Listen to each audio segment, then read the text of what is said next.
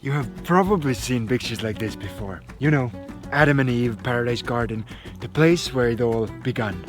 But would you still believe us if we said that such a place actually existed? With the only difference that God, or God in a way that we know it, had nothing to do with it. Friends, before we come back to the naked paradise story later on in the video, I want to start it off by telling you exactly where we are located. Our mission today, to find the place where our modern civilization began, the real-life Garden of Eden, starts in a region that we have all heard about in school. In English, the name translates into the land between rivers. It's hard to imagine that this yellow landscape behind us, once upon a time, was one of the most fertile places on earth. History books are full of paragraphs, found them, telling about ancient kingdoms and civilizations that occupied this land. And from a personal point of view, it felt humbling, standing on the shores of Euphrates. Still so glorious. Just look at the way it's carved its way into the ground. There's a 12-year-old sitting in the wheel. And then, after 5 hours of driving east, looking down on River Tigris. I'm sure that for all of us who were listening in a history class, it is now clear that the region that we are talking about is called Mesopotamia, the land between rivers. It is widely agreed amongst historians that Mesopotamia is the cradle of human civilization. This is the place where agriculture developed, and together with it, first cities and civilizations. Just the view from up here, looking all across what used to be Mesopotamia. But until recently, there was a huge gap in our knowledge. Nobody really knew why and where exactly our ancestors started with farming. Believe it or not, but the bigger question out of those two is actually why humans started with farming. It is quite weird to think this from modern point of view, but our hunter-gatherer ancestors actually had a pretty good life. What we have learned from tribes in Africa who still live in such manner is that our ancestors probably worked around 4 hours a day. Their diet was healthy, full of nuts, berries, and occasionally meat. And the rest of the day, about 10 hours, they spent socializing and playing with other members of their tribe. A good example of massive amounts of free time are the highly sophisticated cave paintings. It takes thousands of hours to learn to paint like this with a piece of charcoal. And well, even from modern perspective, 4-hour workdays, a lot of time with friends and family, sounds pretty amazing, right? And just to compare the life of a farmer for the last 10,000 years, it was much worse than the ones of hunter-gatherers. Our farming forefathers had to work at least 10 hours every day doing manual labor with primitive tools. And their diet, compared to their ancestors, was one-sided, resulting in many diseases. So it was definitely a bad deal for our ancestors to start with agriculture. But if we want to understand why this decision was made, we have to move on to the other part of the question and realize where exactly did this happen.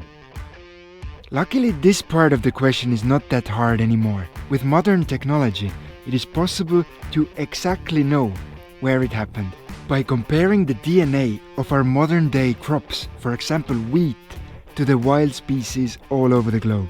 What science says is a lot of the food that we eat today, for example, wheat, is from this place here. And so we now know that this seemingly unimportant point in eastern Turkey is where the domestication of our modern species and the beginning of our modern day farming took place. It originates from here. It was domesticated here in this region. and cultivated to become what it is today. So science has pretty much now told us where this Garden of Eden is, but the question why still remains. Why would our ancestors change their lifestyle, where they had so much free time to create masterpieces like this, to a lifestyle where they had to work for most of the time when they were awake? From a personal point of view of our forefathers, this change simply does not make sense. Well, but as it turns out, only about 20 kilometers from the place that science says agriculture began, archaeologists have found a site that might answer this question. Some even say that this place has broken history as we know it, as it totally changed the way we see the development of human societies. And that place is called Göbekli Tepe. Before we move on, I just want to take 1 minute and say thank you to the sponsor of today's video, Buzu. Buzu is a language learning platform with 14 languages and over 120 million people. And I guess the favorite part of the app for us is how it breaks down big topics into small, bite-sized lessons. Literally, you don't have to plan ahead like 30 minutes for learning a language, but we have learned grammar, for example, while waiting for the tea to boil.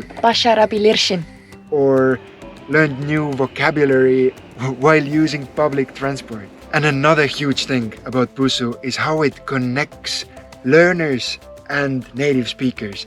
For example, when we are learning Turkish, we can find local Turks, real people who correct and teach us Turkish. We can talk to them, and this learning environment really makes it so much more fun and also quicker to learn a new language. So they're pretty good at what they do, and we are really happy to tell you about Buzu, because our traveling friends probably know how foreign languages are like superpowers, a way to the hearts of locals.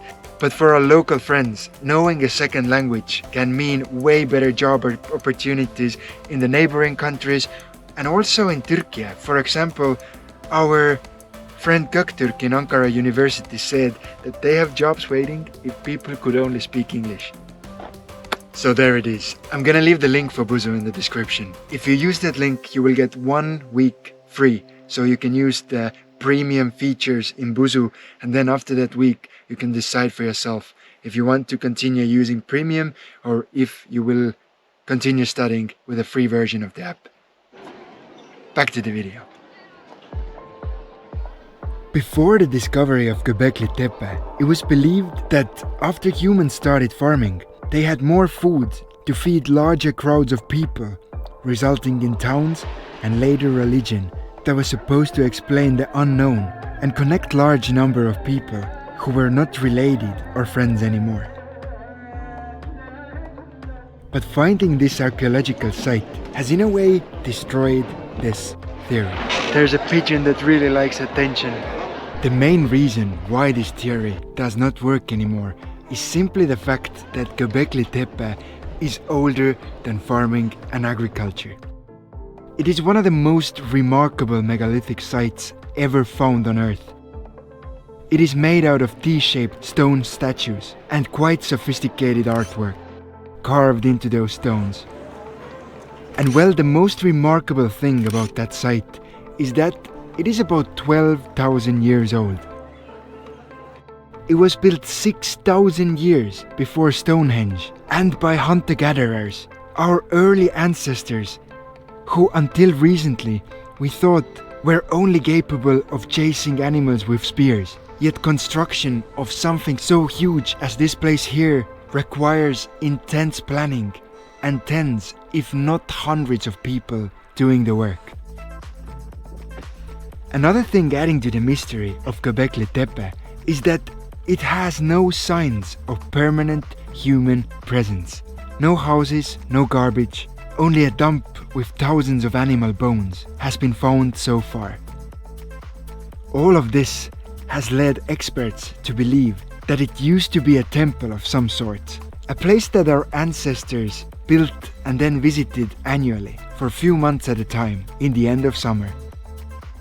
Late summer was the time when herds of gazelle migrated to these lands, and so every year, after the animals left, the people soon followed, and then a year later, once again returned. After a few hundred years of such migration, we suddenly start to see the first signs of agriculture in the region. It might be that the number of our forefathers visiting this site grew so big that extra food was needed. And so people started planting seeds before leaving for the bigger part of the year. When they returned to the temple the following year, the plants had grown and it was time to harvest them.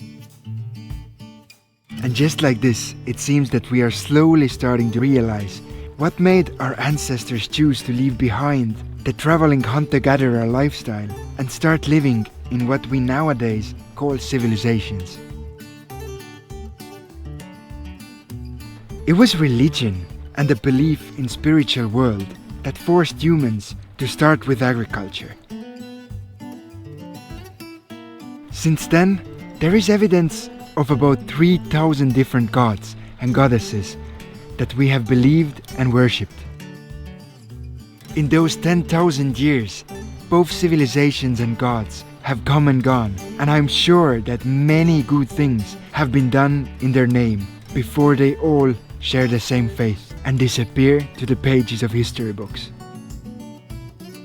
But what remains is the deeds and accomplishments done in their name. And I have to say that it's quite ironic that although our holy books teach us that God created the Garden of Eden for us humans, then now with the evidence from the archaeological finds in eastern Turkey, it seems that us humans actually created Garden of Eden ourselves in the name of something that is 10,000 years older than the God that supposedly created this garden for us. But is it really the Garden of Eden? Who am I to say? But a thing that is sure is that this area played a huge role in human civilization and human development altogether. Friends, it is super nice to see you here at the end of this video. I thank you for watching, and I know it's not the usual story, the story you're used to seeing on this channel, but while visiting this ancient part of the world, it was kind of the story that stuck with us. It was incredible to see how this one place has influenced the whole modern world so much. Also, one more time, I just want to add that if you're thinking about language learning or if you're already trying to learn, then make sure to check out the link in the description. There's nothing to lose. It gives you 1 week free with Buzu. And I guess as a last thing, I should mention that next time our adventure continues into the heart of ancient Mesopotamia. We will take our small little van and drive to Iraq. We got no idea what this adventure is gonna bring, because well, there's just not enough information about visiting this country online. And if you want to join this journey, if you want to learn more about Iraq, then it would be super awesome if you would hit the subscribe button down there and join our travel family. Friends, once again, thank you for watching, and we will see you next time. I hope we will see you next time. Take care. Bye. Friends, the things we do for YouTube, it's so bloody cold. But I really hope you liked that story. See you next time.